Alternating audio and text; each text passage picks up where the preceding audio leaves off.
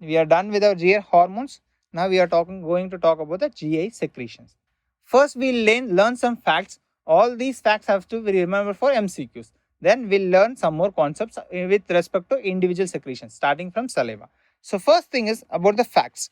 The first fact is only salivary secretion is hypotonic. The only hypotonic secretion in the GIT is saliva. Rest all, if you ask me, it is isotonic. Just remember saliva alone, it is hypotonic. Rest all is isotonic. And what is the most alkaline secretion? All of us know pancreas secretes tremendous amount of bicarbonate, and bicarbonate is alkaline, so it has to be the one which is producing most alkaline secretion. So the answer is pancreas. But again, if one more gland is given in the options, that is Brunner's gland. This Brunner's gland is the one which is producing more alkaline secretion, even higher than the pancreas. So if this Brunner's gland is given in the option, go for it, then pancreas. Then what is the most acidic? There it's a no-brainer. It is the gastric juice is the most acidic. And which is producing maximum chloride? HCl, H plus is there, then Cl is also there. So the gastric juice has maximum chloride also. It is also a no-brainer. So coming to the potassium levels. The potassium levels, you have to remember everything. Maximal secretion, like quantity wise, it is produced by the saliva. Whereas maximal concentration, if concentration is as C for C, concentration is in the colon. Then least, if they ask, it is in the bile. Least potassium is in the bile. Then we saw maximum potassium is there in the saliva. There sodium is least, that vice versa.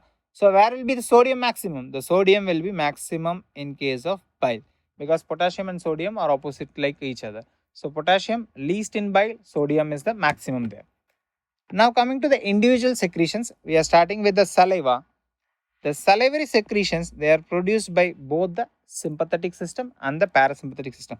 This is one funny thing, like this is the only place where both the sympathetic and parasympathetic are doing the same function. Both of them will increase the saliva. Whereas parasympathetic will increase the enzymatic quantity, the parasympathetic system will increase the water content. But quantity wise, they are increasing both the saliva.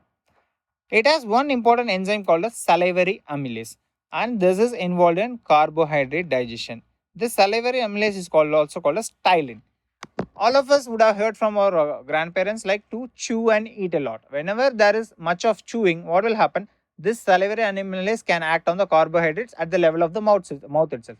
Even though this is not a great amount, but still some amount can be used, and the carbohydrate digestion can start or begins in the saliva itself or in the oral cavity itself. So next, coming to the gastric secretion, gastric glands. The gastric has various different glands. It has cardiac glands which is producing the mucus. Why mucus has to be produced? Because the acid secretion, the H plus secretion from the stomach, it should not affect its own epithelium. So there is one layer which is present here, above which the HCl is secreted. All the cells which is secreting HCl, their neck will be above this, and they will be secreting HCl above this layer. This layer is nothing but the mucus layer. It is present in the cardiac glands.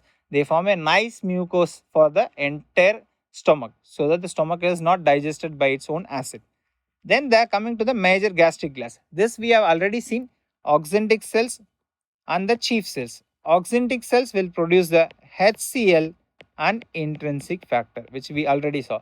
Chief cells, what they produce? They produce the pepsinogen. They will produce the pepsinogen. We'll discuss in detail about this HCl secretion, but let's finish with the glands. There are another glands which is called as the G cells and D cells. G cells will produce the gastrin, which we already saw, and D cells will produce a substance called as somatostatin. And somatostatin, wherever you study, its only function is inhibition.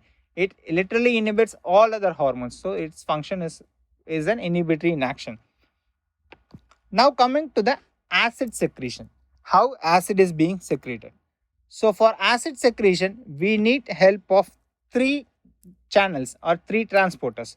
The first channel is hydrogen potassium ATPase channel. Since it is having ATPase in it, it is a primary active transporter. Then there is some chloride channel required, and there is anion exchanger required. These are the three important channels which are required.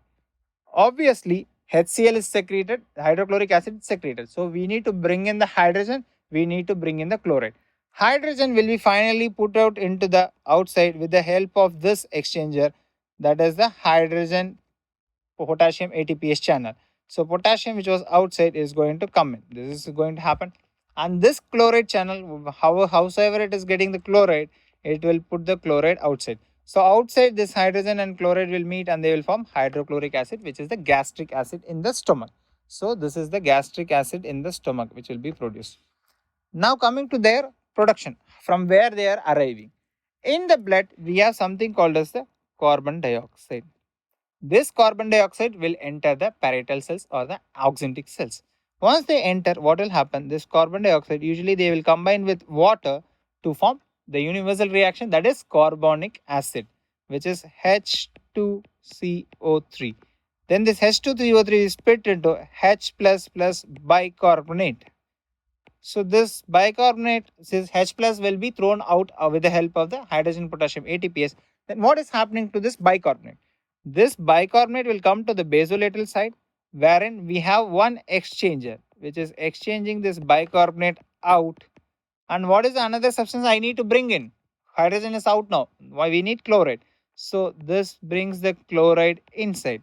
That's why it is exchanging two anions. That's why this is also called as anion exchanger. Anion exchanger. This is also called as anion exchanger channel. So now chloride is also available. Then the chloride will be thrown out with the chloride channel and H plus was available already. So this is the mechanism of acid production. More than the mechanism, the regulation of acid secretion is very important. Let's talk about the regulation. We have already seen the channels here. Now we will add up some more items to the same diagram. Here, three important substances are regulating the acid production. First of all, acid is produced just by looking at the food. Suppose some spicy biryani is being cooked at home. We just look at the food, still acid is being secreted in the stomach. We feel like the stomach is burning and we are in need of eating it. It is done with the help of an acetylcholine. This is a form of vagovagal response, acetylcholine. This acetylcholine will act on a specific receptor called as M2 receptor. It will act on the M2 receptor and perform its action. Then the second one which is producing acid, already we have seen, that is the gastrin. Gastrin will have a receptor which is similar to that of the cholecystokinin. So this is called a CCKB receptor. So it will act on the CCKB receptor. Next thing what is going to happen is there is one more substance called as the histamine. This histamine will act upon H for H. So it will act upon H2 receptors. So it will act upon H2 receptors. So these are the three receptors and these are the three predominant substances. And one interesting thing about these substances are, if one is available, they support all of them. That's why whenever a patient starts to have gastritis, it is accumulated all out throughout his life, because all of them are helping each other to increase the gastric acid production. And inside the cell, the first two, that is the acetylcholine and the gastrin, they will increase the calcium levels, which increases the activity of this pump. Then there will be an increase in cyclic AMP by this H2 receptor activation, and that also will increase the activity of our classical hydrogen potassium ATPase pump.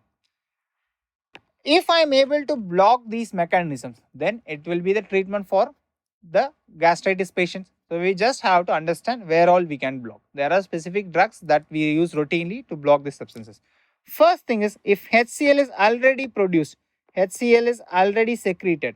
Now what we can do? We cannot stop it because it has already secreted. But we can neutralize it with antacids. So all the antacids that we give, they go and neutralize the HCl. Then we have some group of drugs which can block this H2 receptors. They are called as H2 receptor blockers. They are called as H2 receptor blockers. What is the classical example? The classical example of our trademark drug, that is ranitidine. Ranitidine. Whenever this H2 receptor is blocked, now acid secretion will reduce. But still other two pathways are active. Is there any method to block most of the acid? There is one method which is called as PPI. What is this? This pump is also called as proton pump. So what is this PPI? PPI is nothing but proton pump inhibitor. So if we are able to inhibit this pump, proton pump inhibitor, then we can treat the disease. And what are the classical drugs? It is nothing but our omeprazole. Rambiprazole. Whatever prazole group of drugs we are taking for GIT or gastritis, it is the proton pump inhibitor. So among this, tell me which is the most efficient, whichever is blocking the ultimate channel. This is the ultimate channel. The sodium potassium ATPase is the ultimate. Hydrogen potassium ATPase is the ultimate channel. Sorry for selling in sodium. It is hydrogen potassium ATPase is the ultimate channel. So whichever is able to block it, ultimately it can reduce the acid secretion a lot. So the proton pump inhibitors are the most efficient drugs in this group. Now coming to the pancreatic secretions. Now we are done with gastric secretions. Now coming to the pancreatic secretion. Pancreatic secretions has two parts. One is the bicarbonate part. Another one is the pancreatic enzyme part. Pancreatic enzymes, we have lots of enzymes like the pancreatic amylase is there, pancreatic lipase is there. Amylase is for carbohydrates, lipase is for the lipids. Then we also have trypsin, chymotrypsin, carboxypeptidase A and B. So these all are secretions of the pancreatic acid. These are all the secretions from the pancreas. So coming to the biliary secretions, the biliary secretions are produced by the liver. All of us think that it is produced in the gallbladder. It is not produced in the gallbladder. It is stored in the gallbladder. And the biliary secretion consists of bile salts, bile pigments and bile acids. These three are the most important substances. And one more MCQ we already saw, which is the most potent cholerectic. Again, it's a revision. It's the bile salts.